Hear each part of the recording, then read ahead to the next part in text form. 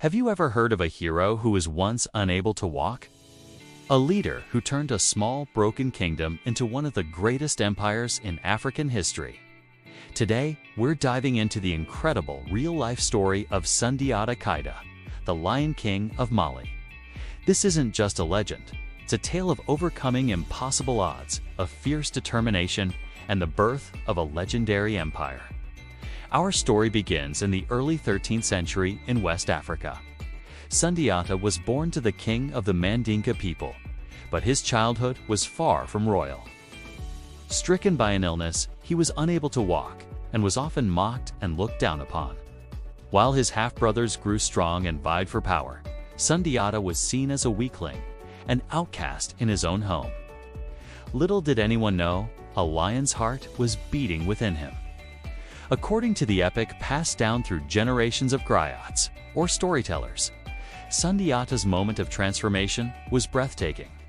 When his mother was insulted one day, a fire ignited within him. Fueled by love for her and a deep sense of destiny, he declared he would not just walk, but stand tall for his people. With immense effort, he pulled himself up, using an iron rod, which bent under his sheer strength, and stood on his own 2 feet for the very first time. From that day on, he was not just a boy, but a symbol of hope. However, his growing strength made him a threat. The reigning king, his own half-brother, became jealous and fearful. To protect his life and the lives of his mother and sisters, Sundiata was forced into exile. For years, he wandered through neighboring kingdoms, not as a victim, but as a student of the world. He learned the art of warfare, the skill of diplomacy, and the importance of forging alliances. He gathered loyal followers who saw in him not a disabled boy, but a future king with unmatched courage and wisdom. Meanwhile, his homeland was suffering. A tyrannical sorcerer king named Sumanguru Kanté had conquered the Mandinka kingdoms, ruling with an iron fist and dark magic. The people cried out for a savior, and their calls reached Sundiata in exile. The time had come. It was his destiny to return and liberate his people. Sundiata rallied a coalition of allied kingdoms, uniting them under a single banner of freedom. The stage was set for an epic confrontation at the Battle of Karina around the year 1235. This wasn't just a clash of armies. It was a battle of wills, a fight between a cruel sorcerer and a determined liberator.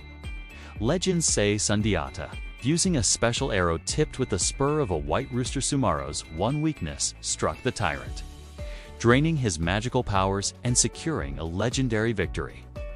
With Sumanguru defeated, Sundiata Keita was crowned Mansa, or King of Kings. He didn't just reclaim his small kingdom. He unified the surrounding territories to found the great Mali Empire. He established his capital at Niani and laid the foundations for an empire that would become famous for its incredible wealth, culture, and learning for centuries to come. He was a just ruler, creating a charter of laws that promoted justice, peace, and trade, long before many other parts of the world had similar codes. Sundiata Keita's story is a powerful reminder that our beginnings don't define our destiny. His journey from a boy who could unstand to a king who built an empire is one of the most inspiring tales in history. He teaches us that true strength comes from within, and that with courage and perseverance, we can overcome any obstacle. Thank you so much for joining me on this journey into the past. If you enjoyed this story, please hit that like button, subscribe to the channel, and ring the bell so you don't miss our next adventure into history. See you next time.